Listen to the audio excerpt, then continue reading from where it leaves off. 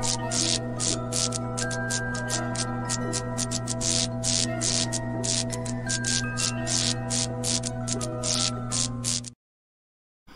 yes, guys, and welcome back. It's been a while. It's been a couple of months since my last Ghostoul podcast with a guest.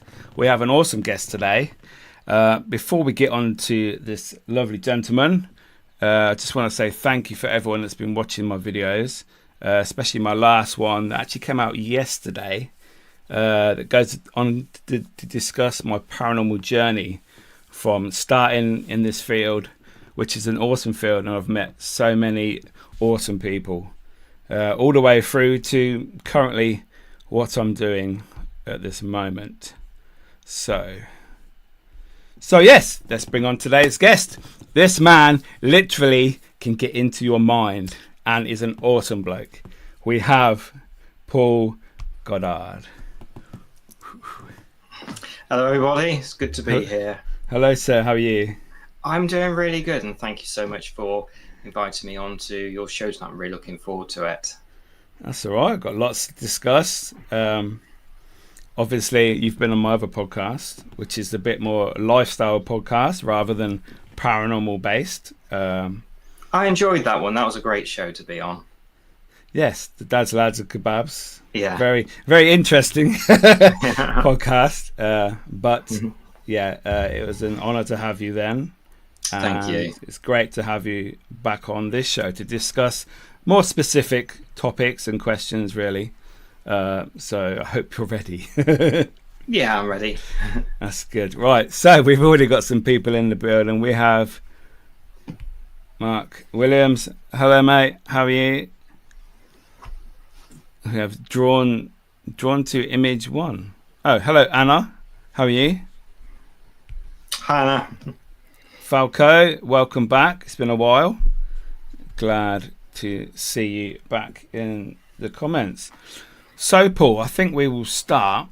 For the guys watching that may not know who you are, if you could just give us a little rundown of what you do, that would be awesome. Sure. So I'm Paul Goddard, and I'm a clinical hypnotherapist, and I also do something called neurolinguistic programming, and the two go together hand in hand really well. A lot of people will know what hypnotherapy is or what it entails or have some vague idea.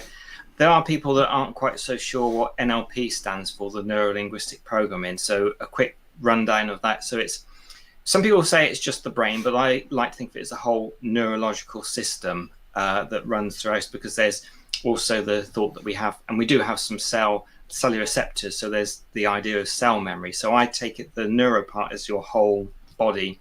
Linguistics, or the neuro-linguistic programming, is the language that we use to yourself and others, and also the way you communicate with people.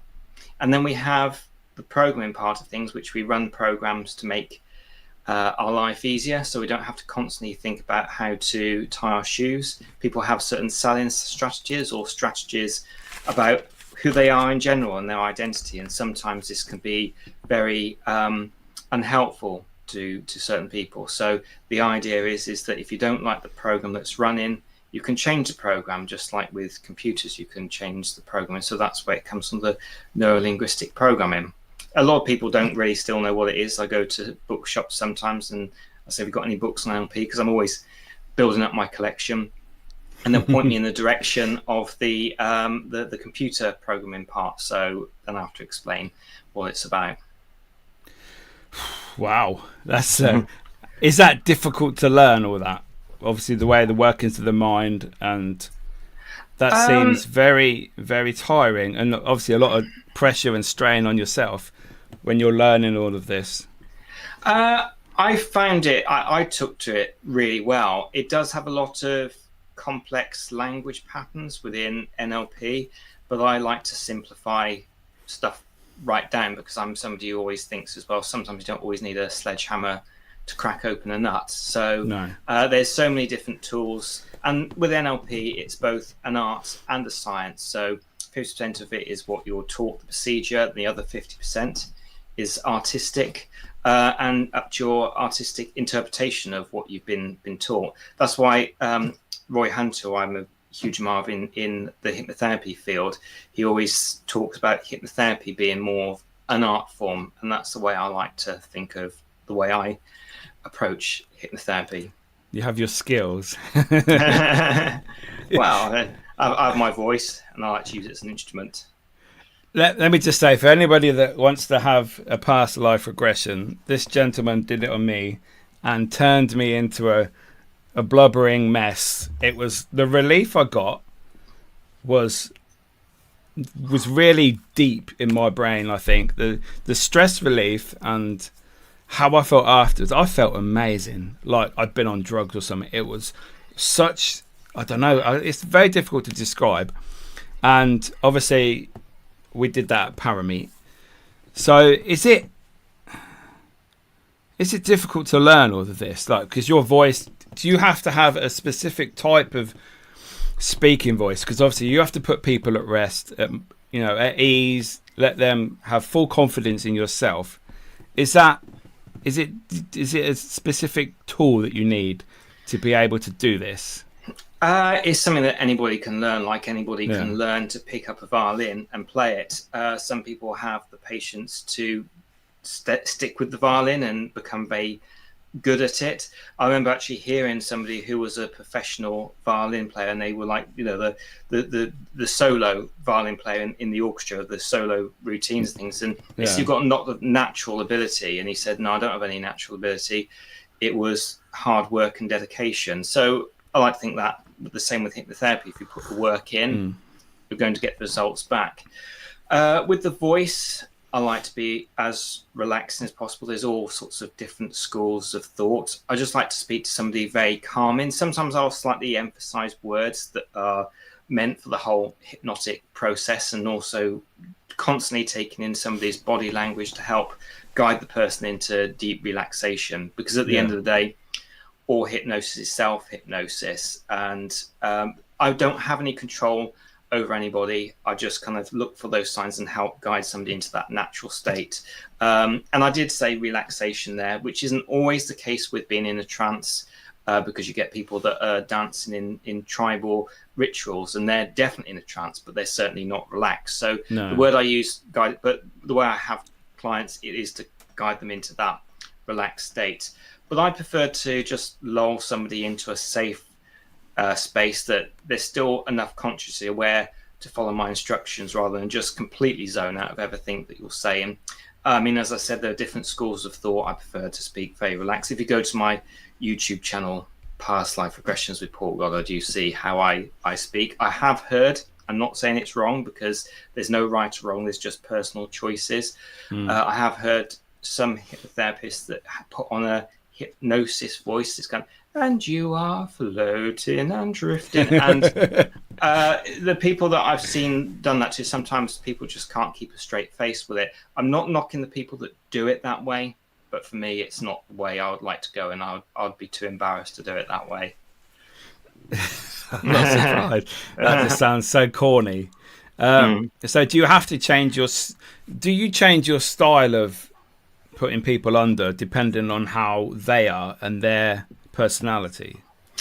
Yes. Some people are like a nice, long, slow induction. There are visual ones, which some people aren't so good at visualizing. So I will do maybe a mental confusion technique to get somebody into hypnosis. There's also quite rapid inductions. You also get instant inductions that I will do incredibly rarely. But I will do an instant induction if I feel that that's the best way of getting somebody into the trance. But that is quite rare, particularly if somebody's in a state of anxiety or slightly worried. An instant induction is where you see it in the stage hypnosis all the time, where literally they'll grab somebody's arm, yank it, and shout sleep, and then they'll be out like a light. The reason why that works is because you give somebody a shock, and it's kind of like the brain's thinking, what on earth was that? And then before it can think what was going on, you implant the command sleep. Again, it is still the person putting themselves into that hypnotic state. But if somebody's incredibly nervous and worried what I'm going to do, I don't feel it's the best thing to just, suddenly frighten somebody into hypnosis. If anybody's worried about it, I will only do it on the people that say, "Oh, can you do that on me?" It's not something that will be done when people come to me one-to-one. So can anybody contact you and have either hypnosis or past life regression with yourself? Yes, of course. So if they go to my website, Paul Goddard NLP for the neurolinguistic program, nlp.co.uk, or paul@paulgoddardnlp.co.uk, or my telephone number 07763 07763 You know what? It's the first time ever. I know it all the time, and I'm here in front of the camera. Like 07763 259 736. That's it. So if you do that telephone number, then you can text me or find me on Facebook. But anybody who's interested, I can let them know if it would be something that I can help them out with, or whether it's something they should see somebody else for as well, because I do regression therapy as part of some of the work that I do, where it takes people back to a time when they may have been experiencing the problem to learn from it and maybe see it in a new perspective. But I also have had, surprisingly in my early days more, but people contacted me, said, I think something happened when I was younger and I want to uncover what might be the memories. But I always say to people, you can never guarantee what the memories are coming up, whether they are reality or they're false memories. And then if you have accidentally given somebody through the hypnotic process and they've come up with a false memory, they've got that then thinking it's reality. So I don't touch those ones, but I do offer suggestions for people they could see if they are experiencing something which they feel they have to speak to through a trained counsellor or psychotherapist. That's good. I can highly recommend the past life regression for myself. Thank you. Definitely, because before I did it, I was a bit dubious, thinking, is he going to bring back a different Mickey? Because I didn't know how it worked. I thought, he's going to bring back like 400-year-old Mickey, who's weird. But no, you can hear. It's weird to say, you know what's going on when you go under, but you just follow your voice. Your voice like guides you, and it's weird to explain, but it's awesome. I mean, people say, what was it like to be in hypnosis? And one of the people I hugely admire in the hypnotherapy world who passed away in the 80s is Milton H. Erickson. And he always said, and I totally agree with this as well, the way to know what hypnosis is like is to experience hypnosis. So that's the best way. If you want to know what it's like, experience it. Yeah. Okay, we've got a question from Gayla. How would one research this in the US? So does that mean you're interested in having this done, Gayla? Because you can do remote, can't you? Yes, I can. So, I mean, a lot of my regressions are online, and it's been since COVID, which didn't help a lot of people. I know certainly because I was watching what you did last night, and I found that totally fascinating, and it certainly made some changes for you in the streams you were doing, fantastic streams. Because of COVID, I was at a really busy time during COVID. Yeah, so was I. Yeah, because I was doing these online, and it only started by I did a podcast with someone runs the Ghostoul UK, and he said, "Can you hypnotize me whilst I'm on here?" And I've only ever done it beforehand with seeing somebody face to face. So I've got no idea if it's going to work here. But let's give it a go if you're happy to. Just saying that I've never done it like online before, it might not work. And it did work very well. And then people were contacting me wanting to have them done online then afterwards, particularly during COVID. I think there were people that weren't really getting out. And, so there was a lot of people that wanted something to do. And it was good for the paranormal channels, because a lot of people said, could you hypnotize for the paranormal channel? So that got me fairly well known around that time. That's good. Yeah, Gayla said obviously that she does mean that could you do it remotely. So yeah, you can contact Paul, and he can sort you out and explain things and how the process works. So yeah. So off to the paranormal now. What sparks your interest initially? So I I always have been interested in the paranormal ever since the childhood books of the paranormal that we probably all collected, when we were younger. And then they had the fantastic television program, Strange But True, which I still love watching some of the videos because they have been uploaded to YouTube. So I enjoy rewatching those.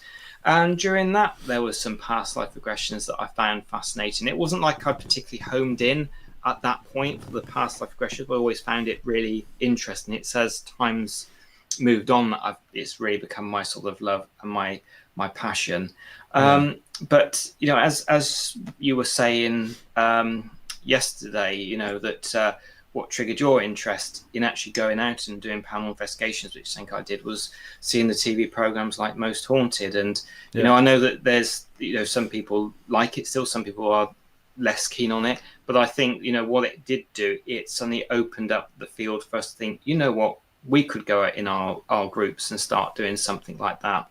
And there was a community radio station called Stroud FM, and I wanted to do something a little different, so I did some features for the radio program. So I went out and did a audio version of paranormal investigations. Okay, and that's what got me into doing the investigations with the teams. I mean, there's not all the apps that you have now. It was very much night vision cameras, dictaphones in lock-off areas, Harry Price sort of trigger objects, telcom powder on tables, that sort of thing. But I totally loved it. I did it for a very long period of time.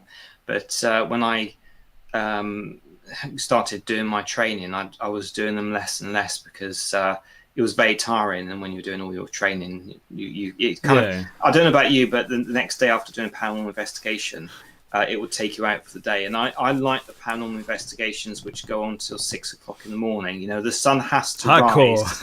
Yeah, the sun has to rise. If leaving at 2 o'clock in the morning, I find just too disappointed. It's like, come on, the sun's got to be rising before we go. Oh wow, yeah, you're really on it. I like that. There's been a few that I've been like that. You come out of the building and it's daylight and you're like, whoa. Yeah. It's brilliant. You can go for breakfast and then drive home after. Yeah. It's brilliant. Yeah, get some energy. Yeah, exactly.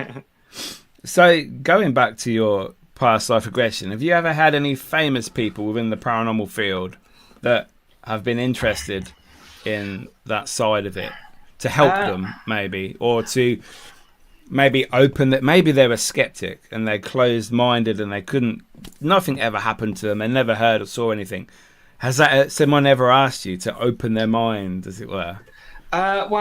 I've had a few kind of fairly well-known people on my YouTube, but I mean, like Amelia Cotter, which not everybody might know. She's a great lady, but she's also been involved in TV work. But the two that have been the famous people have been Barry Guy on Help My House is Haunted. That was season 4, and the episode's called The Chapel of Unrest. And I did Celebrity Help My House Haunted with Tina Malone to help her gain insight to what might be going on with her entity that she was seeing around the house. So those are the famous people that I've had. I've had people that have had really interesting jobs, but I've not had a celebrity particularly phone me up to say, I want to help you, me to help you with this. But well, that's perfect. That's basically why I asked, because so with Barry and Tina, what did you have to do to them, if you can talk about it? Yeah, of course. Yeah. So with Barry Guy, I took him back in time to the house which he was investigating to 1825. The house which was the lady had moved into was old Methodist chapel. So I had him wandering around the house, seeing how it would have looked in 1825, and he was going around with his eyes closed, and I definitely know his eyes were closed throughout, and he didn't bump into a single thing. So that was really cool. So yeah, that was pretty cool. And and I met him again on the Tina Malone episode, and he was still really pleased about it and talked about it and said what a great experience it was, which was really nice of him. So that's just put an idea in my head. So basically, you could go any famous Tower of London, Yes, absolutely. Henry VIII. Paul, come with me. We're going nearby. Put me in that mindset. Take me there. Yeah. That's amazing.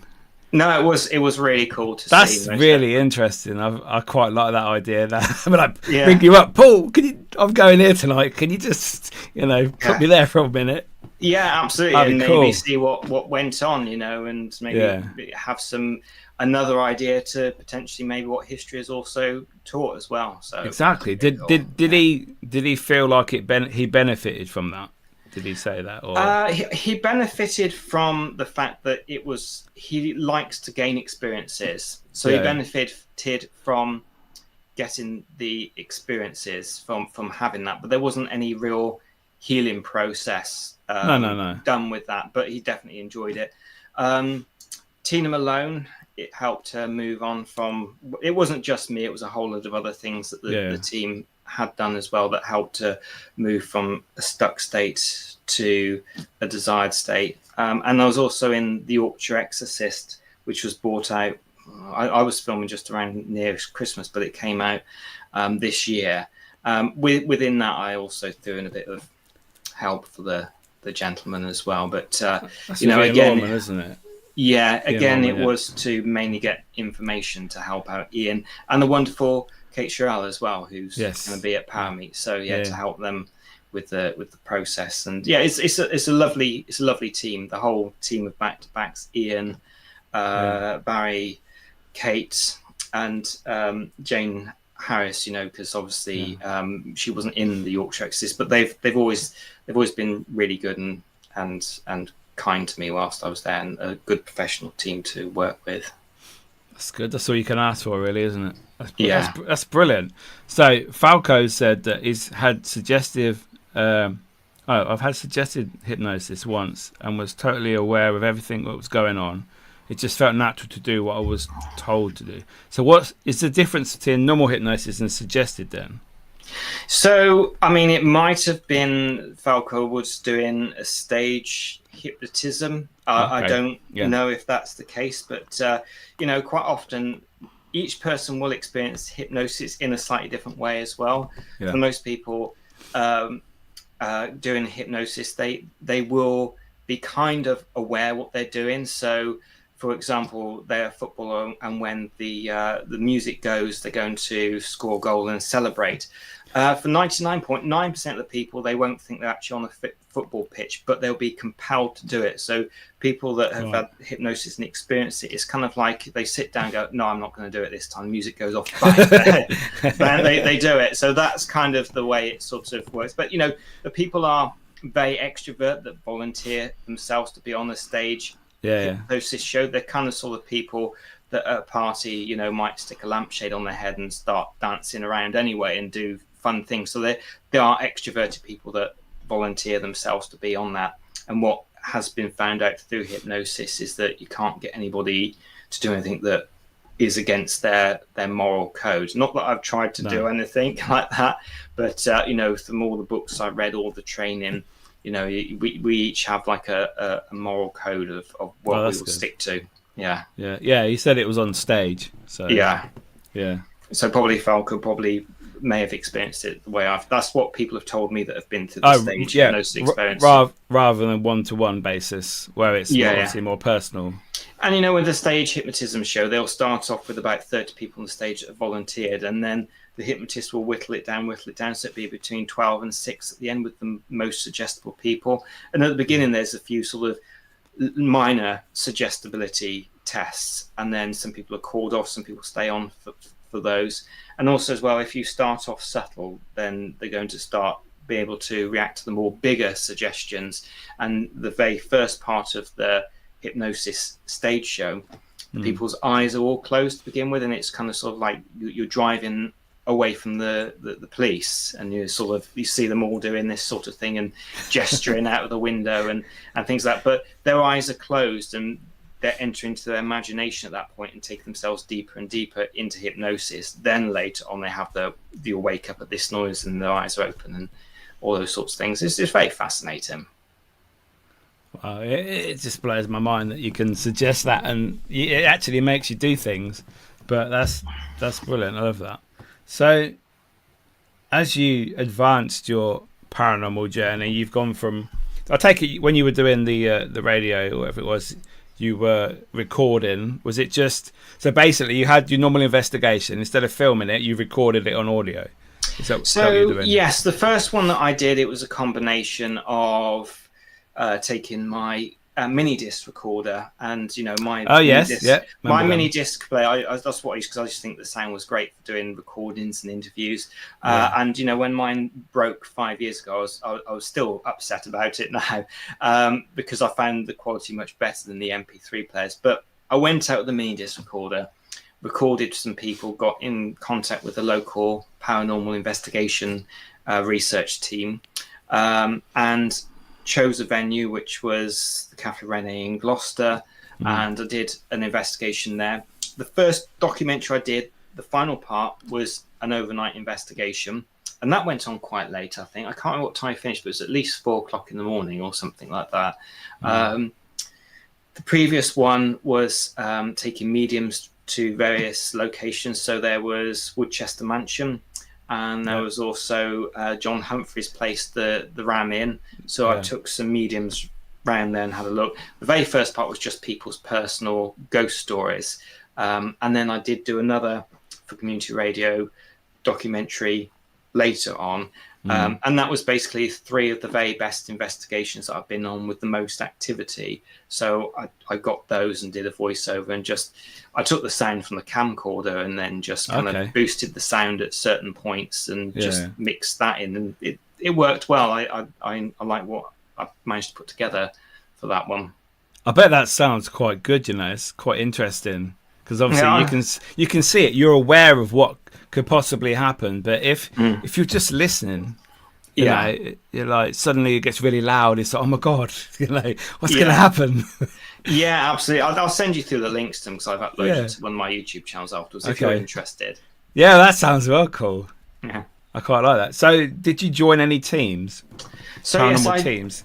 I joined Parasoc, the Myers Paranormal Society. That was based in Cheltenham, and I did that for many years.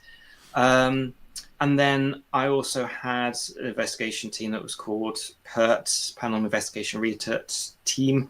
And that was my good friend Lynn told me about that one. So those are the 2 that I was with. Myself and Lynn ended up leaving PERT, and it was mainly hers. We did ghost tours of Gloucester. So going around pointing out the haunted locations. What was good about it is that we could also throw in, as we were paranormal investigators, we could also talk about our experiences we had, and Lynn later on would play recordings. I did that with her for about a year, but I'd ended up leaving because I was studying for my NLP and just wanted to throw all my energy and attention into that. I did miss it when I did it, but I think it's best to leave something when you miss it, definitely, rather than do I have to go out and do this again? Again. I enjoyed my time doing it, and it was great, and it built up my confidence talking in front of a crowd of people. I can imagine that's be quite daunting at the beginning, especially if you're going outside and there's obviously normal Thank you. other noise and traffic, and having to throw your voice out there so that people can listen to you and understand what you're telling them. I can imagine it's a great way, like you say, to practice obviously what you do now. You do public speaking, and in fact, I actually ended up enjoying the bigger groups, because if you had like about 30 people there, I mean, even like if it was something like 12, if you had like 30 people there, and sometimes even more, you could project your voice and you could act up a little more. And there were times when there were 2, and if you were doing that and acting up, you kind of felt quite self-conscious at that point. A bit awkward. So I would be a lot more toned down at that time. It was a smaller group, but I enjoyed it very much, and it was nice that I had that experience with my good friend Lynn, who's written a few ghost books as well. Yeah. So when you've been out investigating before, knowing what you can do and that, can you sort of read people? As in, are they being genuine? You know what, their ghost paranormal stories? Yeah. I tend to trust people. I mean, you kind of, I look out for body language when I've got a client. That's what I mean, because obviously yeah. you pick up on certain things when you're doing your hypnosis, etc. I just wondered if you could spot someone who's faking something while on an investigation, like if you can read them using your like body language, etc. That's what I was getting Well, at. I think probably like yourself, I think you get to know anyway, when somebody's making things up whilst on Yeah, investigation. I use my I wouldn't say I'm a body language. There's some fantastic people on YouTube that are absolutely fantastic at picking up on body language. yeah. I'm not up to that sort of level, but I know enough things to let me know if I've got a client and they're keeping something back, or if they're say, yes, I've done my exercises, and they're doing that, that there's a mismatch of that. But when somebody tells me a paranormal story, it tends to be at something like Parameet, or if you're having a chat with friends. And I tend to switch off at that point from reading people's body language, because I just like to relax and enjoy hearing what somebody says, unless it's really obvious. I think, nah, I don't believe that. I tend to trust what people are saying. I mean, there are a couple of times that you just think, no, I don't believe that, but I don't particularly apply the body language reading at that. It's just, you come across it yourself, I'm sure, and you just think, no, I don't buy that at all. What about in person when you're actually during the night at the location itself? Have you ever experienced that?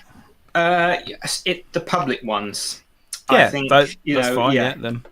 I think that when you do a public one, when people see any television programs, it's edited right the way down. So what you don't see is hours and hours and hours of people just sitting in the darkness waiting for something to happen. And I think sometimes you see the people that start saying, I had this and this happen, and they're seriously overreacting. I've certainly known people to do that, on the public ones. But the ones that I go to where it's not public, it's teams involved. I tend, at least the people that I've known, are very genuine. As well, it was in the days when I was doing my paranormal investigation before YouTube, so there wasn't any reason that somebody would just go to an abandoned place and start throwing stuff around to get the views. It was purely done from their interest to capture something so they could have it for their own personal knowledge. So in those teams that I worked with, they were totally always, in my view, down to earth, up front. I mean, I did come across like a couple of people that have sort of said, oh, they've picked up on this and this and this spirit, and there's something about it. I mean, I am open and believing in like mediums and things like that, but there was just a couple of people I have met that I kind of thought they're doing it for the wrong reasons, to be the look how brilliant I am, rather than being truthful, They want the limelight for themselves rather than actually giving a genuine reading or something that's coming through to them. And if anybody knows me still now, I'm not talking about any of the people that know me now. These are people that I've met on public ones in the past. You always get on a public event, you always get someone, oh, I'm a medium. No, you're not. Yes, you're lying. Yes, and you can spot them a mile off, because they're normally very, very chatty, very loud, very look at me, listen to me. And usually a better medium than anybody else that you ever come across. Bless them. Whatever floats their boat, I suppose. Yeah. But people like Barry John, who's a regular at Parameet, he's a great guy. I've worked with him a few times. Yes. And people like that are very good at what they do.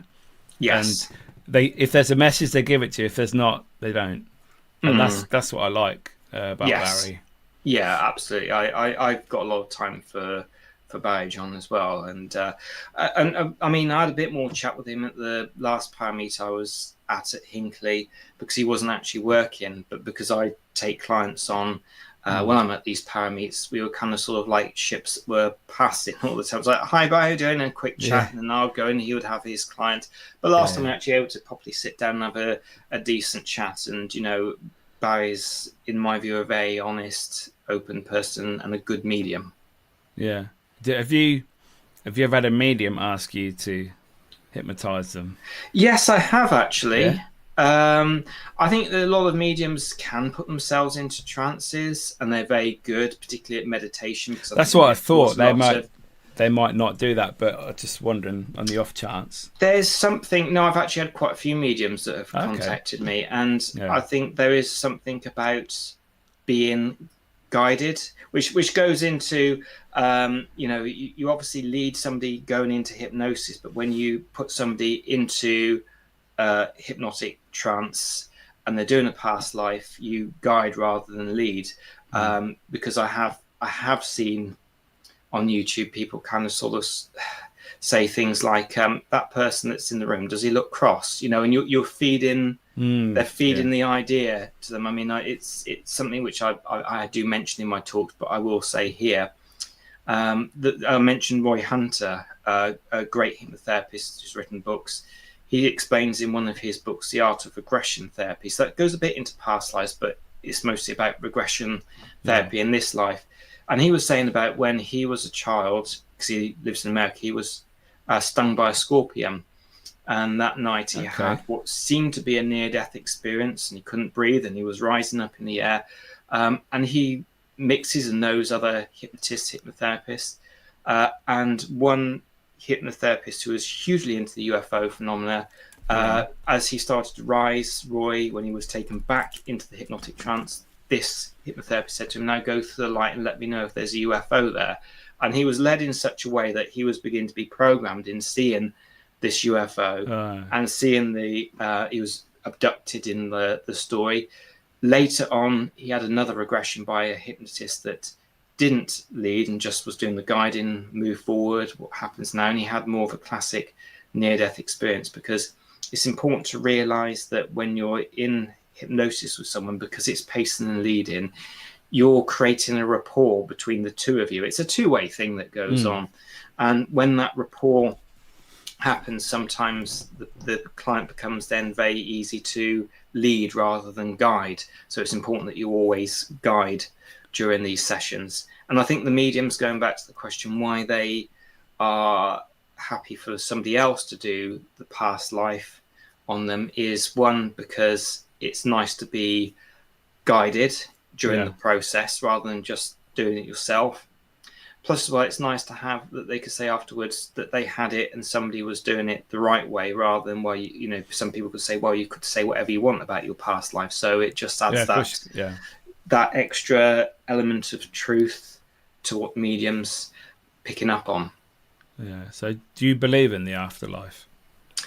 Yes, I mean, during my talks, I'll never actually say, one way or the other. But yeah, I would say there's enough going on to justify proper research into the afterlife, and I think that the it's stacked up for it to be more reality than not reality. But during my talks, particularly if it's about reincarnation, I will say every single possibility of what could be going on from the skeptic to the believer, because I think it's also important to hold all aspects of what could be going on. And when somebody comes to me, I've had people that are more skeptical. I'm not going to influence them. I've had people that have come to me that are true believers. I'm not going to sort of influence anyway. I just say, this is what I do. Whether you choose to believe it as reality, what happened in the past life, or just have it that it's some sort of metaphor, I'll let that be your decision. I think, that's the way I get myself that way and just do the work at that point. So with reincarnation, I always put that down to a religious thing. I don't know why. Do you think that's true then? Do you think that people can be reincarnated, or do they have a choice? But then again, if they have a choice, there would have to be a spirit world, because then you're making that choice to come back or stay there. I mean, again, you ask different hypnotherapists that do past life regressions, you're probably going to get different answers each time. Yeah. But from the clients that I've worked with, it seems like it's a choice that the spirit wants to go back and experience a life, because although they're in this very nice, loving area, there's certain things that people have said whilst in hypnosis that they miss about life, like actual physical contact and touch and the connections you can have on a human level. That's what seems to come. So it seems to be from the regressions I do that the clients say it's time they feel they need, they send themselves back. I've had a couple of people say they just seem to go from one to another as well, but the majority of them say they send themselves back. I certainly haven't come across anything particularly to do with karma, although the past life can affect the present. For example, if a mother lost a child at a young age, in this lifetime, they can be overprotective towards their child because of the experience that they had in the past life. So those sorts of things. But I certainly haven't come across people that have been unpleasant, cruel people, which hasn't been that many, but I have come across some that, they're having a bad life now because of what happened in the past. That hasn't come out for me. And also as well, I don't, unless somebody came up with that in hypnosis, which haven't come up with it yet, I wouldn't want to say that to somebody, because I think it's blaming somebody who's probably going through a very hard time anyway. So the two, personally for me, don't seem to be connected with the karma, but an experience in the past can affect the future. I can't remember if I said it on the Dad's Lads or Kebabs, because I only talk about a certain amount of my clients that are happy for me to talk about them. Yeah, that's understandable, But one of the people that are happy, one of the ladies that are happy for me to talk about, they went to a past life where they were male, and in this life they were a business person, and they were a miser. And it was whilst this individual was on his deathbed, as this lady was reliving the past life, and she suddenly thought, I've had all these precious years where I could have spent it with my family and my friends, and I've just been so focused on money that in that lifetime she was just giving money away to people and not saving any, and it wasn't financially helping her. But now she's actually got a very good balance, very successful now. I won't mention who the individual is, but they're happy for me to talk about the story, and they're actually having a good life. I mean, how much I was to do with removing the blocks, I'm not sure. I did say it was a ha-ha moment, but the hard work of being successful but having the good family lifestyle is down to her doing that work now. That's great. That's a great positive, how you've changed somebody's life from doing what you do. And that must bring you so much happiness, knowing that you can affect people's lives in a positive way. It does, and I always like to apply what I've learnt and walk my talk. Doesn't mean that I don't have any problems, doesn't mean every single day I've got a painted on smile, but it does mean that you think things aren't working well for me in that line. I'm going to do something about it. And it's not always instant. Sometimes it is for people, and sometimes it is for me. Sometimes it isn't for me. Sometimes it involves a lot of work. But, I think that I don't know any person ever that's been 100% fixed. I always thought of myself as like a very shy, underconfident, low self-esteem person when I was at school. And, it was through learning the NLP, learning the hypnotherapy that helped me move from that state to another. So when somebody comes to see me, sometimes they feel they're going to be judged or that. But, quite often what people are saying to me, I can identify at least with some part of what they're saying. And when I was at school, the really confident ones, the ones that always had the girlfriends, the boyfriends, were brilliant at sport or were brilliant in some other field, had terrible low self-esteem. They didn't feel that they were enough. So it seems like, well, actually, this is just everybody. Some people might be watching right now and thinking, well, I'm completely fine. If you are really that person, completely fine, I'm booking a session with you. I want to know your secrets. But, for most people, and I say that, everybody that I've come across so far, it's working yourself and moving forward, and make sure you do apply what you preach. Yeah. No, that's brilliant. That's such a good way to look at it. So what's your favourite location you've been to within the paranormal so far? Oh, blimey. I mean, there's been quite a few that I've really enjoyed. I think for the experience, I mean, not for the history, for the experience only, has got to be the Age Concern shop in Gloucester, which seems a mad thing to do, but it's the time I actually saw a full-bodied apparition, and I was so Wow. excited. Yeah. The only downside is we were packing our equipment away at the time when it happened. That is, would have it happened if we had our equipment out? Is another question. But for the experience, and then I say location for history and all that afterwards. But I was on this Age Concern shop, and we were packing away, thinking it wasn't particularly that active. And then all of a sudden, from a corridor area, I saw a lady come out of that area, and she was dressed in kind of like country clothing, which could be anything from the 1950s to today, the country clothing, which hasn't seemed to really aged or anything. She released the catch on the fire door and disappeared down the corridor. And my initial thinking was, somebody's just locking up here. Then I thought, no, it's just us. We've been given the key to this place. There is no way that somebody could be locking up.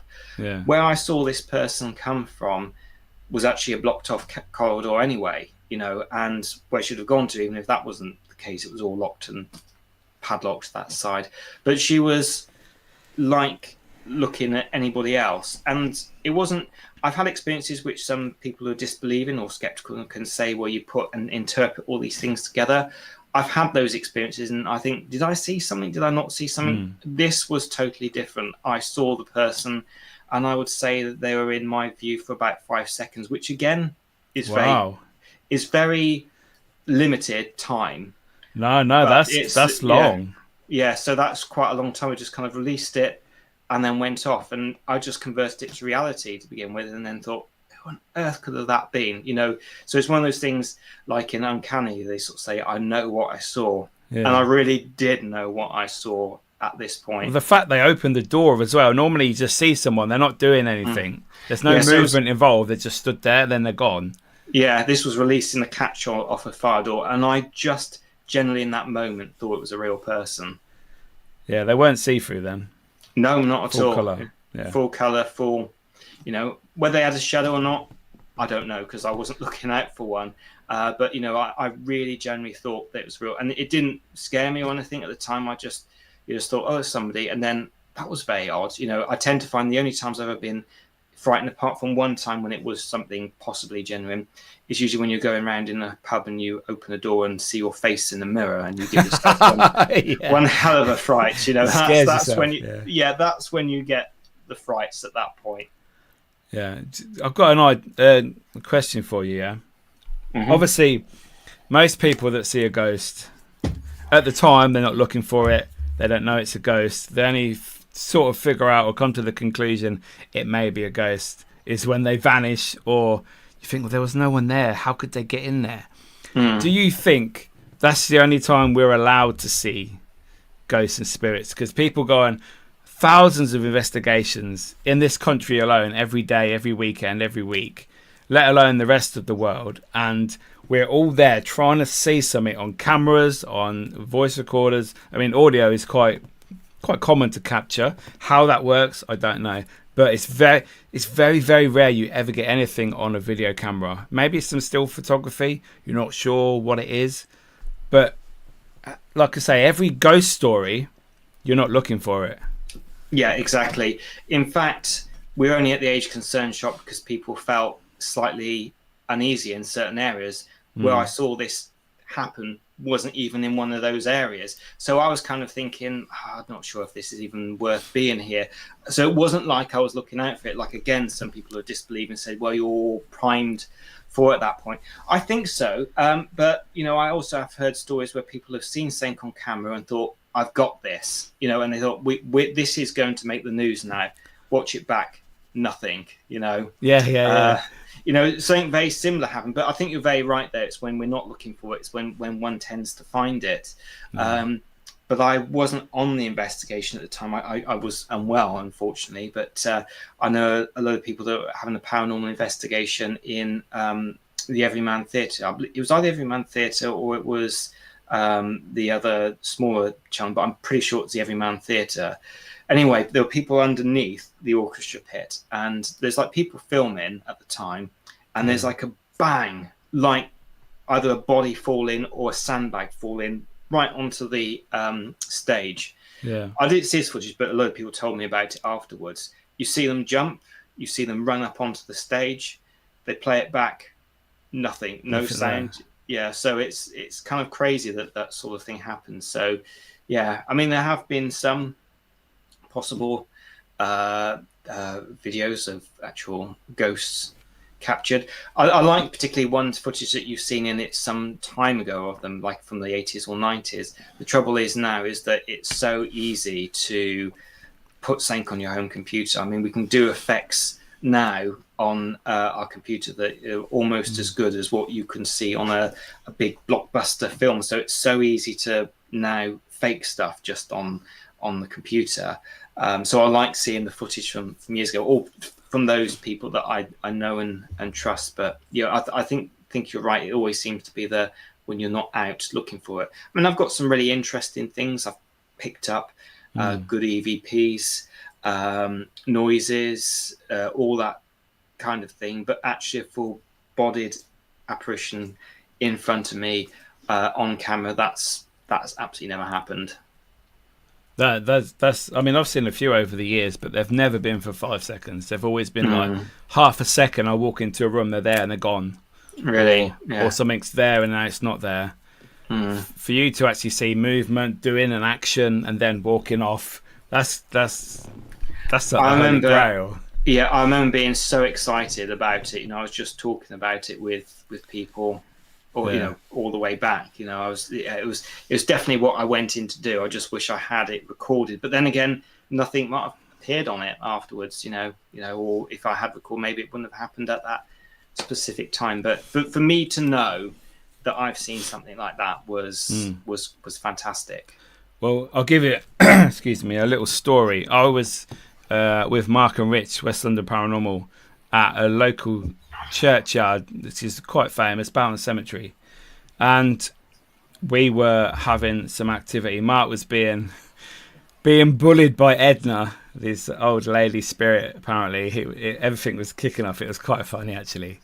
And we had a K2 meter, just like it's a ruined church, so there's bits of rocks and walls there, and there was Rich put a K2 meter actually in the wall, so there was hardly any wind. Even if you were, blowing it, it's not going to come off. Anyway, at one point, Mark came over to us because he was on his own on one side of the churchyard, and he came to us because Edna had bullied him. Sorry, Mark. And he was basically, I had my camera and they had their static camera. Well, Mark had stood in front of their static camera facing where the K2 meter was, and I had my camera on him because obviously he's upset or he's telling us what's happening. And then suddenly the K2 meter, we saw it with our eye, flew off like 3-4 foot away from the wall. Wow. And there's no way that can blow up. There was no wind. And we thought, I didn't capture it, but your camera was facing that way. Maybe that captured it. No, Mark was in the way. And it's just that, example. Everything happens. You never get it on camera. And I just think you're not allowed. I just don't think, the higher power, we're allowed to get it on camera until we pass over. That's it. It's like, no, it happens, but you're not having it. You're not putting that anywhere. We're not letting that happen. I totally agree with that. It reminds me of another one that was it was in Poet's Wine Bar. This is actually on the radio feature that I made, or one of them. And we had it set so that there were 4 cameras and each one was pointing into a different corner of the room. And there was a big bang, and I flew up from my seat at that point, and looked very frightened. And we didn't have the camera pointing at that because literally just before, the person who had the camera pointing that direction got fed up and decided he would pan across the room to something else. And it was in that moment that this noise happened, but we captured the noise and it was pretty loud. To me, there are people thinking different things, but it sounded like, to me, a sash window being pulled down, even though it was already closed, but it was just a real bang, or a bit like Skittles. Admittedly, there was a walk-in cupboard just by that window, but we looked in it and nothing seemed to have shifted. Yeah. I don't know what it was like beforehand though, but it was very, very loud. Wow. So I've got a question from Falco. Is there an industry to be able to identify as a hypnotist? Only asking, as Paul from Unusual Things is also a hypnotist. I know Paul. He's very nice. Great bloke. Is there an industry to be able, I mean, there are various different legislation? organisations you can join in. I mean, I'm part of the ANLP, and I'm also on a hypnotherapy directory. There's nothing specifically that you have to be in. I'd just like to show my certificates. I would recommend, if you are going to have hypnosis, unless it's very light hypnosis, just to give a few positive suggestions, I always recommend that you go to somebody who's qualified, trained, and everybody's got to start somewhere. So I wouldn't say don't go to the people who've only just qualified and trained, but I think, the longer you've been doing it, like I know I'm much better at what I do now than when I first started in 2010, because life experiences, you understand and get to know a bit more.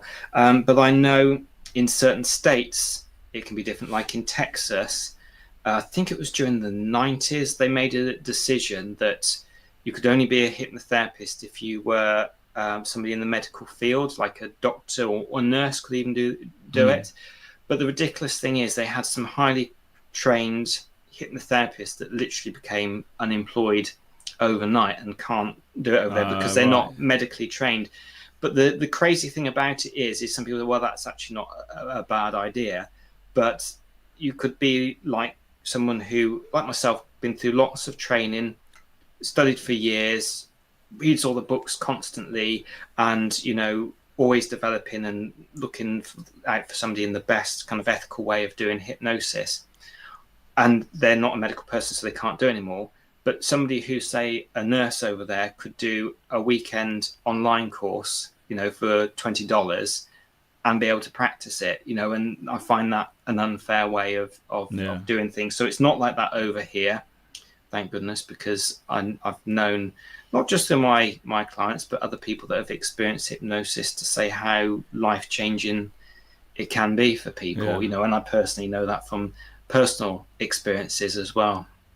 Yeah, well, I definitely wouldn't get hypnotized by someone who didn't know what they were doing or didn't have the qualifications, because I think it's a very personal thing. And it's also, like I said, with my past life regression, how am I coming back? Are you going to change my personality? Are you unable to bring me back round?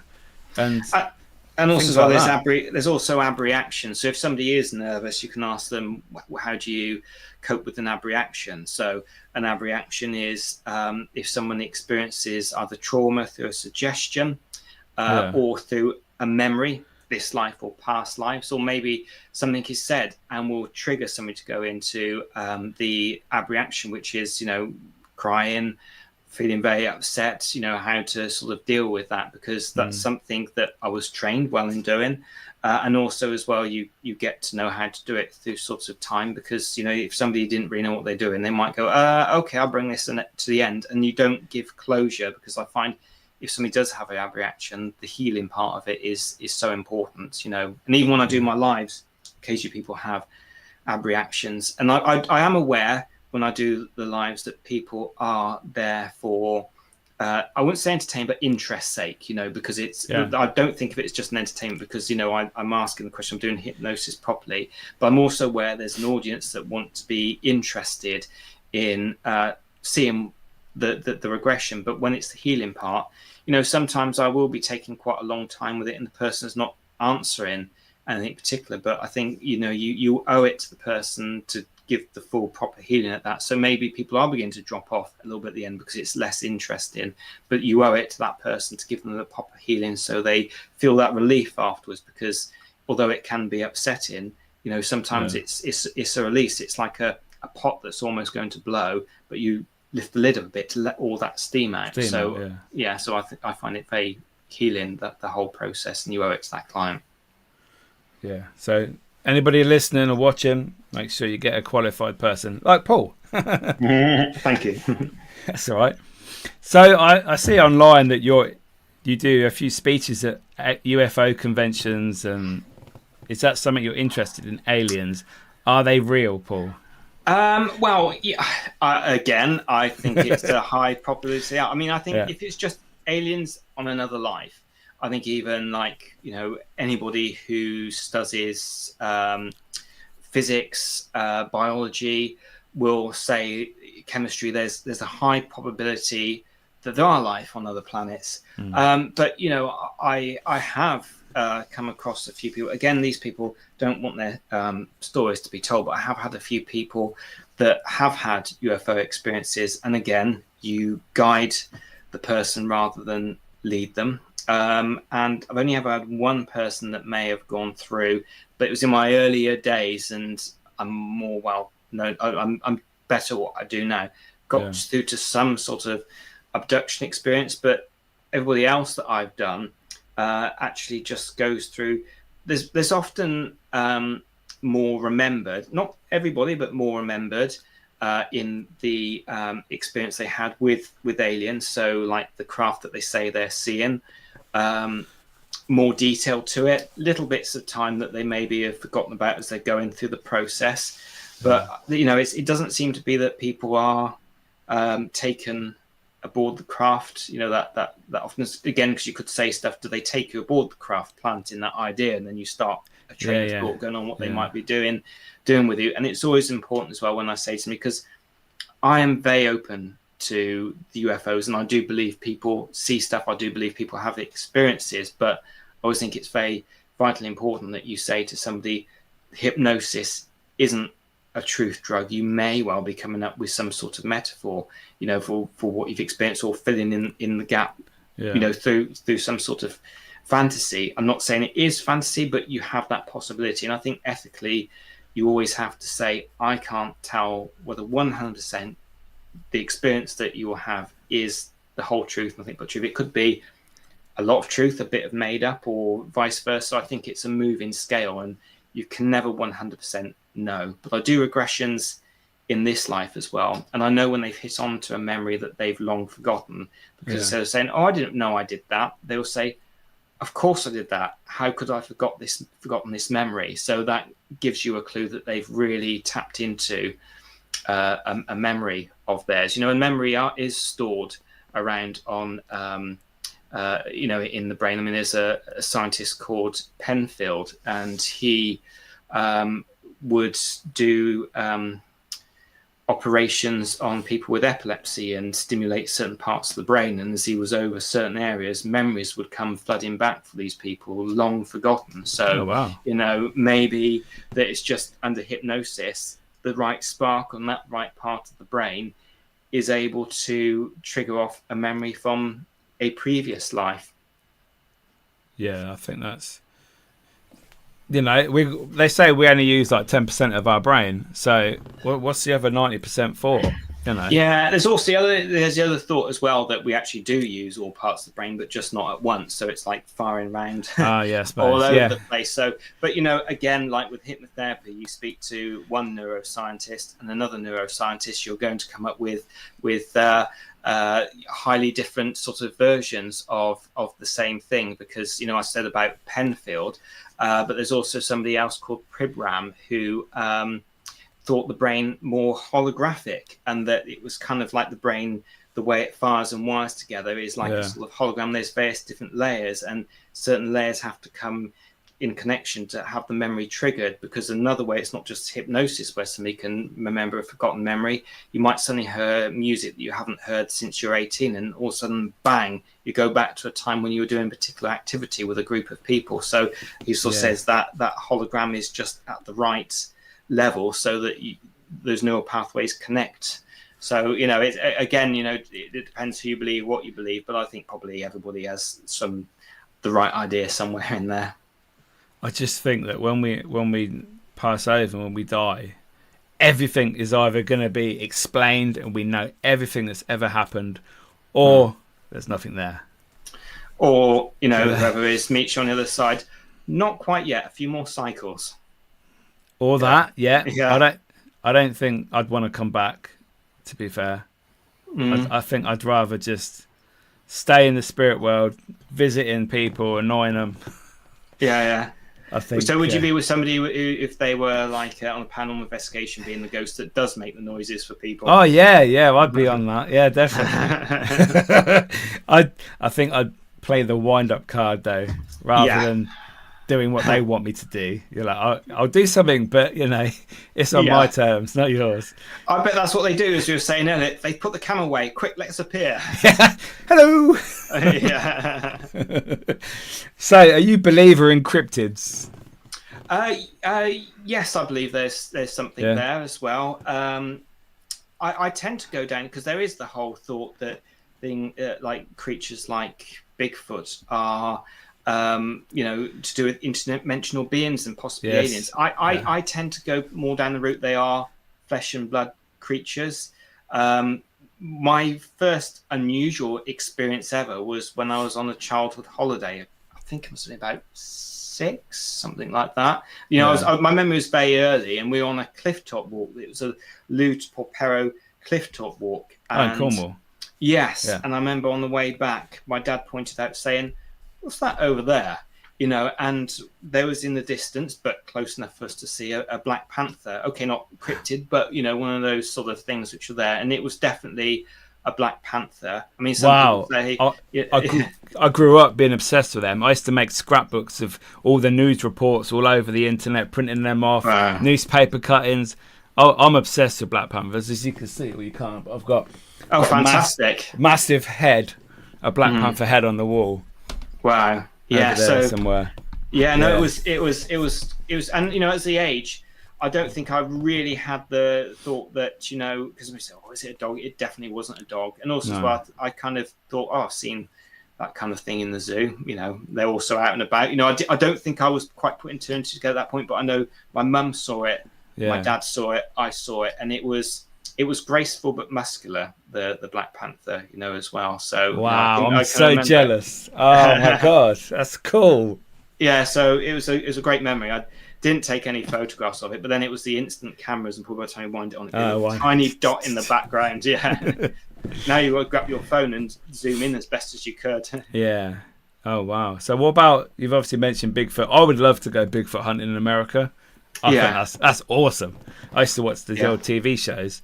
Finding Bigfoot and all that, where they're in the night vision camera, a bit like ghost hunting, and they're making the calls, aren't they? The sounds, and they hear if they knock back. Apparently, that means they're there, and yes, absolutely. And they scream.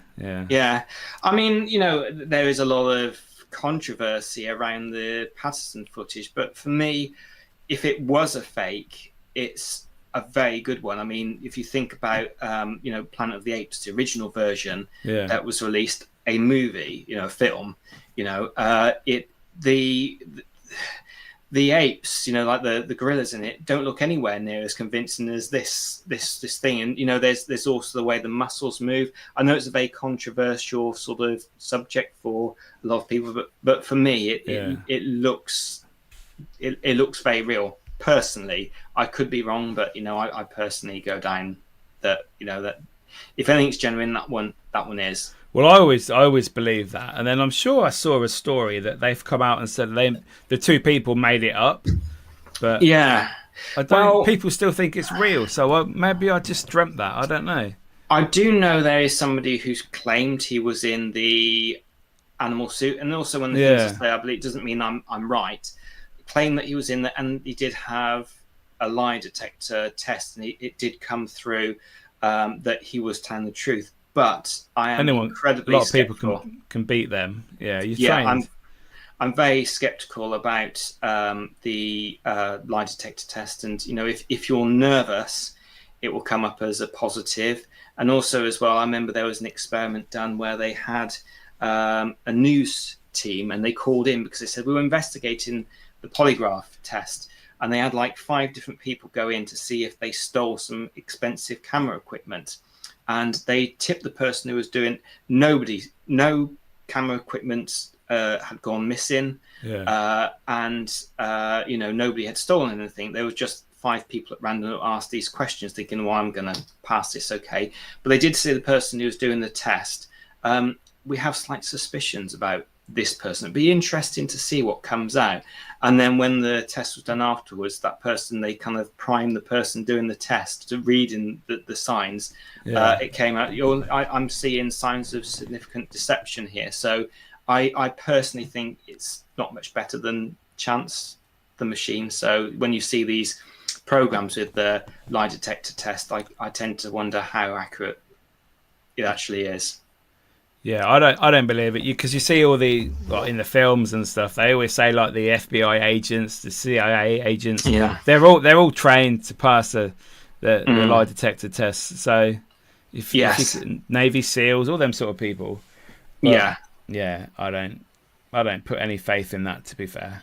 It is a very good psychological tool for the American police, because it's just a way of building up the anxiety that people go, I've got to break, I've got to say this, so it's used more of a psychological tool than it actually being that they really can tell anything from it.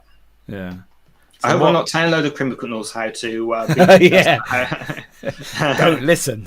Yes, it's all true, people. It's all true. Of course it is. Yeah, you will be found out. Yeah. So what do you think about the Loch Ness Monster? Because that was one of my childhood things I was obsessed with as well. I used to love that. Yeah, again, I would really like to think there's something there. There's been lots of eyewitness testimonies by very credible people. Sometimes the people, though, thought as credible aren't that credible. Like, the famous surgeon's photograph that ended up being a model, and the way it was taken made it look bigger than it was. So just because they're someone who could be credible doesn't mean that they definitely are. If it is, I think, because I have spoken with Ken Gerhardt, I had a chat with him on the live. He was talking about, it seems to be more longer, not the classic long-necked creature that is seen. I mean, I think he kind of puts in like 80% chance of that it's real. So again, it's one of those things. Is it just I really want it to be true, or is it that I really do? But I kind of think, I tend to be very, unless they come up with something very bizarre, I tend to be very trusting with people. Yeah, I think it's probably just a giant eel, maybe. Mm-hmm. But then again, it's so big, isn't it? And yes, who knows? There's places like Papua New Guinea. They have species of animal and birds that, I think the BBC did a documentary there, and they found 100 new species that they'd never seen before they went there.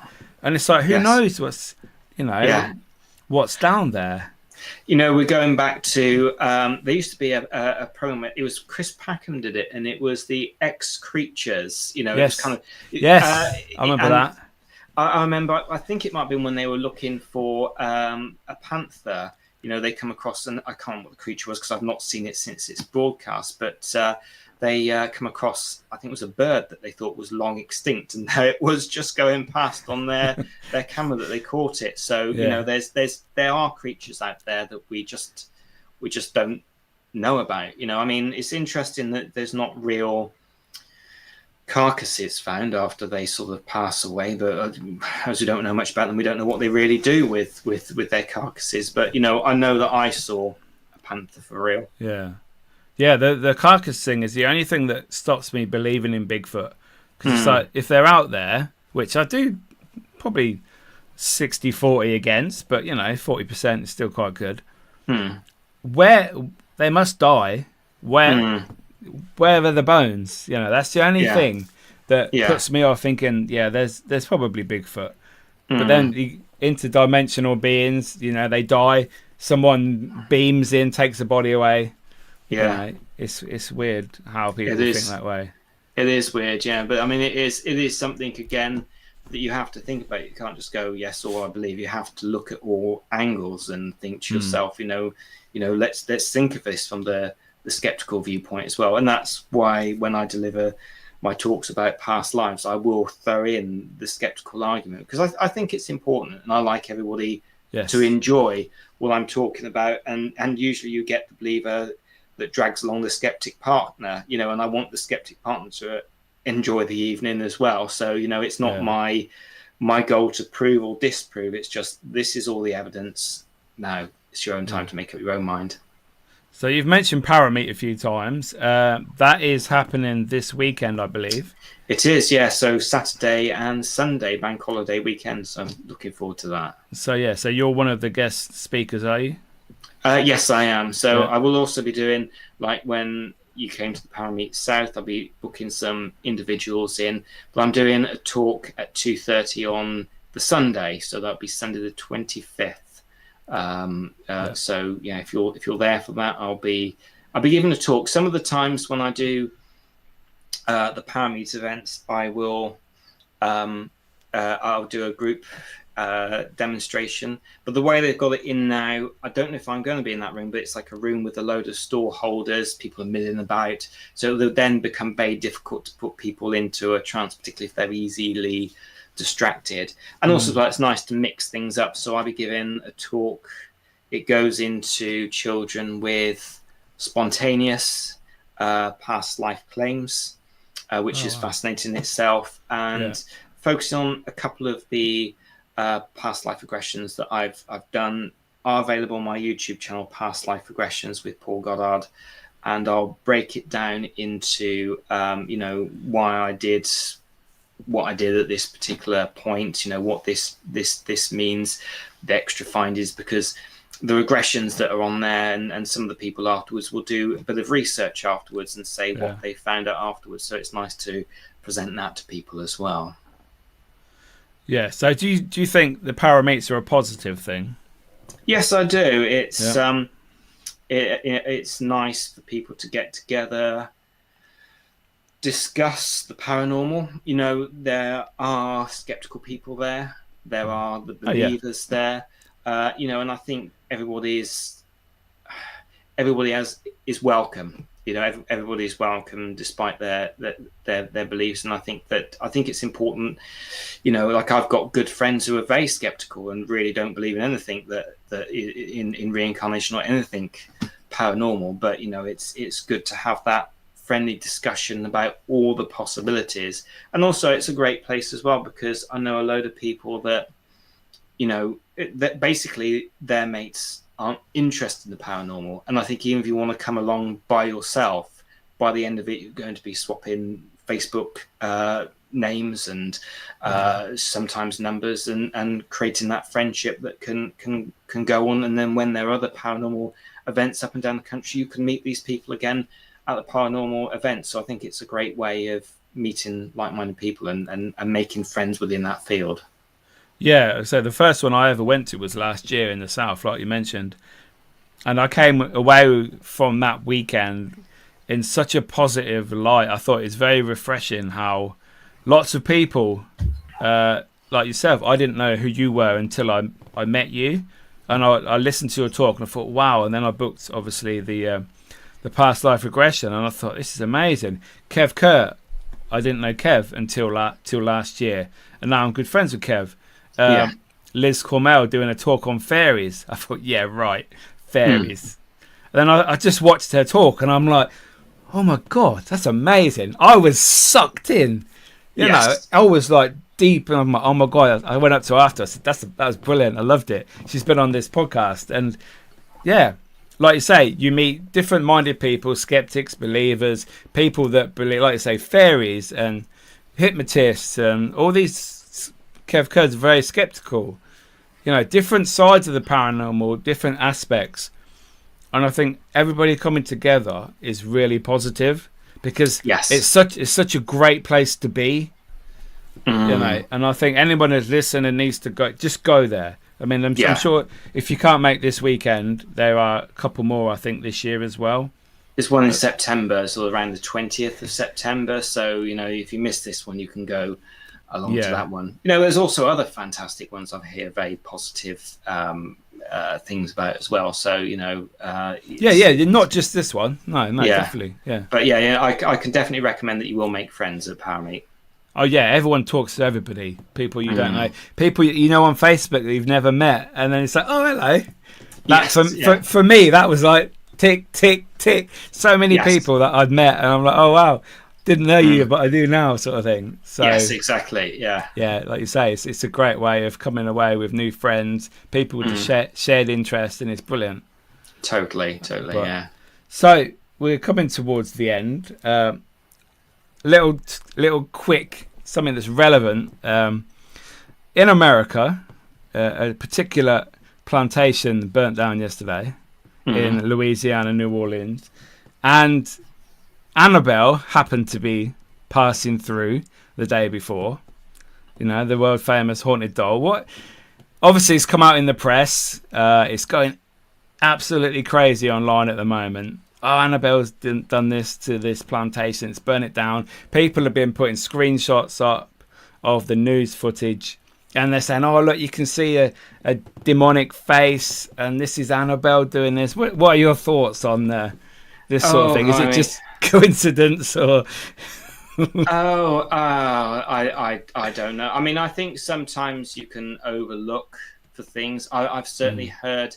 You know, I've known people who do know, you know, and have connection with Annabelle and the owner, and you know they're wonderful people and are highly believing in it. I know people who really are complete opposite to that and just think it's a doll and that's it. You know, I don't know. I think I probably wouldn't think that was to do with Annabelle, but I certainly wouldn't go there and insult it, just in case. No, I mean, I've got Janet the doll over there, and she's horrible. I hate her, but you know, I do definitely believe in haunted objects.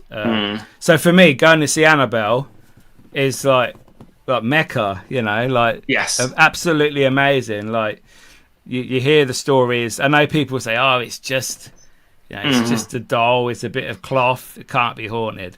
But I think it's nice to believe in other things.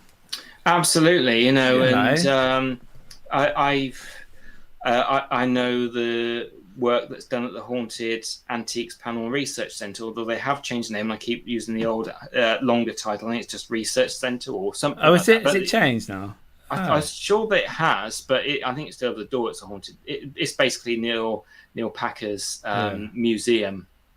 Jane Rowley also put so much effort into that. But I know they really properly research everything. I know it's quite funny because I do as well go under the thought and belief, like Richard Felix, about sort of residual and the stone tape theory. I'm actually pretty much on board with him. I know that Neil and Jane don't go down that route, but I think that's what's great. You know, you don't. It's not to be a follow. It's not to be a follower in the field. It's to come with your own mind. You know, and you know, sort of be a student and think. You know, what do you accept as reality? You know, because my experiences that I've seen, you know, people say, "Nah, that couldn't happen," you know, but I know that I've experienced that, you know, and I know I've been into a room where there's been a horrendous argument. I've not known that there was an horrendous argument, and I've gone in after I don't like this, you know, and it feels completely off. Yeah. So, you know, that could potentially be recorded onto a doll. And if there's that negative energy to it, could have a negative spirit that is connected with that doll, you know. Exactly. I mean, if like we're saying, if we can come back in spirit to visit the earth, who's to say that the favourite item that you used to have when you were living is still maybe in this house, or you know where it's gone to? Yes. That you head towards that and you spend time with that. Now, is that doll haunted? No, but the attachment, I suppose it would be, because that spirit has come back, is very favourable for this item. Yes, I think with haunted objects. Sorry, I slightly interrupted. So apologies. I think with haunted objects, you have to be careful with what you come across online, because I think people will find an old doll, scrap it up a bit, and sell it online and say this doll is haunted. You know, so I think there's so much that you have to be aware of that as well. Even though I fully, think the possibility of haunted objects is a reality. Is a possible? Yeah. Not saying it is, but it's the possibility is a reality. Yeah. But I think you also have to be very careful as well, because I could buy an old doll from the charity shop, rough it up a bit, put it in the mud for a couple of days, and then sell it on eBay or something, saying it's a haunted doll. So you do have to be careful with things as well. Yeah, I've seen a few of them, to be fair, on eBay. Yeah, the divot boxes are doing really well on eBay as well.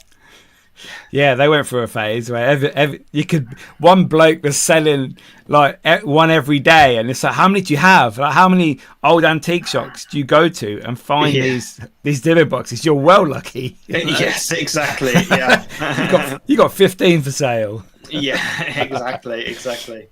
So we've got a couple of questions left. Excellent. Tonight, Paul. So your bucket list location to investigate anywhere in the world. Where are we going? The Winchester house, that real fascinating house with the stairs leading off to nowhere and doors that don't open to anything or to a sheer drop. I find that a fascinating location. So that would be the one for me. Have you seen the film? I haven't yet. I have heard of it. And it's all right. That's all right.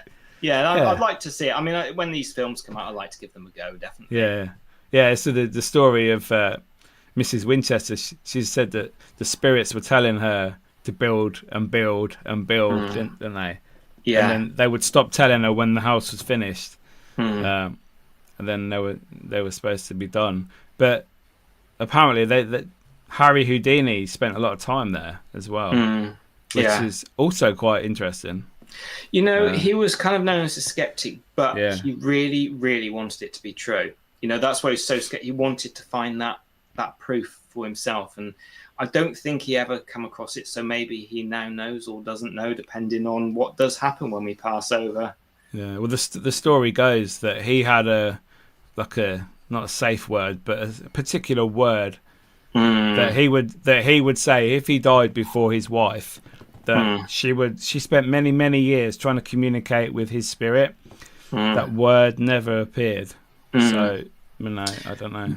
Again, that would be proof. So a little bit like, why doesn't the footage come up with a ghost on camera? It would have been that extra proof. Hi, Cowabunga. Yeah. That's a great name. Cowabunga moves spirits. I love that. That's awesome. So my final question. Oh, wait there. See you later, Falco. Thanks for joining us this evening. Thank you. See you next week. So my final question: if you could get rid of one thing in the paranormal that you don't like, that you find annoying, and it could be anything, equipment, locations, people. Obviously, don't mention people's names. No, I won't mention it. Yeah. What would you sort of get rid of to get rid of it forever? I think the drama. I really can't stand the drama. So for me, I think that each of us is on our own journey, and just focus on yourself and think positively and connect with like-minded people. I haven't got the time for the drama, and I won't ever get involved with it. That's great. I think that's quite common, that answer, and that's a great way to head towards the paranormal and to investigate. So, Paul, we've come to the end of the show. Thank you so much for joining me this evening. It's been awesome. Obviously, you've got websites. You can let us know how people can contact you. I believe you also do CDs that people can purchase. Yes, I've got CDs of past life regressions. I sell them because of post and packaging for £6. If you come to one of my talks, there'll be £5. I do also MP3s at £3 because obviously I haven't got the material that goes with it, and that will guide you through a past life regression experience. At the very beginning, there's a little introduction to me which kind of says, look, don't drive and listen to this or operate machinery, because you really shouldn't be doing that. Then there's a bit of a visualization exercise on there as track 2, because a lot of people say they can't visualize, and it's a process to help that along. To get people slightly better, because everybody can visualize, but I think people think visualization is going to be something different than it is. Then I've got the past life regression, and again, some people might experience something in the past life that they need healing from. I've got an extra healing track. Like with yourself, when you have it, unlike when I do it an individual, I just go to the latter years within that lifetime. I don't actually take anybody through to the death experience in the MP3, because I like to be with someone, help them, guide them, and do the right suggestions so that it's not too stressful for them at the time. So that's not in, but there is the healing track as well, because it's an optional track, because when people come to see me, not all of them say need healing afterwards. Some actually come for the healing process and then say to us, we're actually experiencing this as this person, the work's been done. I don't need to have that healing then after. So it's an option that you can then go back in. So there's that. People can book me for past life regressions, either online or in person. If you are coming to me in person, I live in Gloucester. One little thing that I like to sort of mention as well to people is that if anybody's going through a terminal illness, I have one online session a week that I will do for people that do have a terminal illness, and it's completely free. So if anybody feels that would benefit them, that's something that I would do. Now, I'm not saying that by doing the hypnosis it will cure the terminal illness, but it can help with it may well help, and you never know. It could, because I've heard wonderful stories of people surviving what they thought would be, their death sentence. But I can be there for people to help alleviate the stress and worry that goes along with that. So if I won't ever take any money from somebody who's going through a terminal illness, and I always make sure I leave that one online session a week that somebody can phone up if they had it. And my work is very client centered, so if it's not to maybe cure themselves, because I will open that as a possibility for people if it feels right for them, even though I will never say I can definitely guarantee it, because you can never guarantee anything. No. But if somebody says, look, I just want to go to the other life, or whatever their belief is, calm, peacefully and at ease, I can also do that for somebody as well. That sounds great. So what are your socials that people can contact you on? So brilliant. So, you've got the website, Paul, GoddardNLP.co.uk. So paulgoddardnlp.co.uk. And on there is links to my email that you can email me directly on. Okay. But if they're interested particularly in the social media, they can go to Paul Goddard Past Life Regressions on Facebook, or Instagram, Paul Goddard NLP. If you send me a message on there, I will get back to you. I do, if somebody's really interested in this field, I do also accept friend requests. But if you do go down the friend request route, if you can let me know where you saw me, because I get so many friend requests from people, and sometimes it's like, it's okay because they're friends with at least another 20 of my paranormal friends on there, and then you get like some advert of something they're trying to sell for you, so you realize that. So if you just drop that email why you're interested in a friend request, because I find if you're actually on the personal connection with Facebook, it's easier for people to know what you're doing than the business one, which sometimes slips under the radar for people. That's great. Thank you so much, Paul. You're welcome. Thank you. Do you know Cowabunga? I do know Cowabunga, I know well. So, we'll have to chat about the Winchester House at some point. So, Gayla, this is incredibly interesting. Thanks so much. Get down to Jamaica Inn and do a stream. Jamaica Inn's awesome. Yeah. The other thing I was going to say, because you said favourite location, I think for the sort of history and the look of the building, I really like near to us, Woodchester Mansion is a brilliant location to go. It's one of those locations I find you either go there and it's flat, or you go there and it's very active.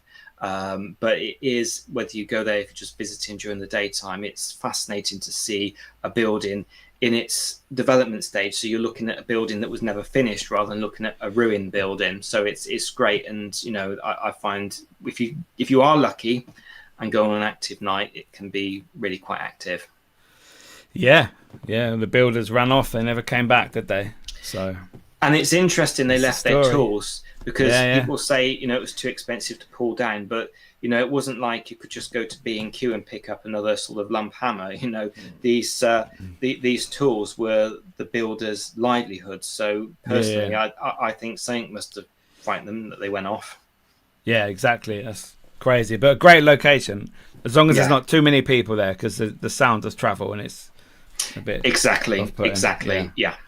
So again, thank you, Paul. It's been awesome. And Thank you. Thank you. I'll see you in a bit. Yeah. See you in a bit. See you later. Bye. Thank you. Bye. So there we go, guys. What an awesome guest Paul was. Go check out his socials. Go book a past life regression. I can vouch for it. It changed my life at that time. Such an awesome experience. So positive. And I really benefited from that. So yeah, go check Paul out and get to know him. He might change your life. So yes, guys, thank you very much for watching. Next week we have another show. I have Russ and Andy from the Haunted Exchange, Wednesday Paranormal. I think we also have Mark Williams on as well, because next week's topic is going to be about public events. Do you go on them? Are they credible for evidence? Things like that. So obviously I go on Russ and Andy's public events sometimes. Great guys. I also work with Mark when I'm there, and we're going to have a chat. So yes, next week, 7:30 Tuesday, Ghostoul podcast. I'll see you there. Thank you, guys. See you in a bit.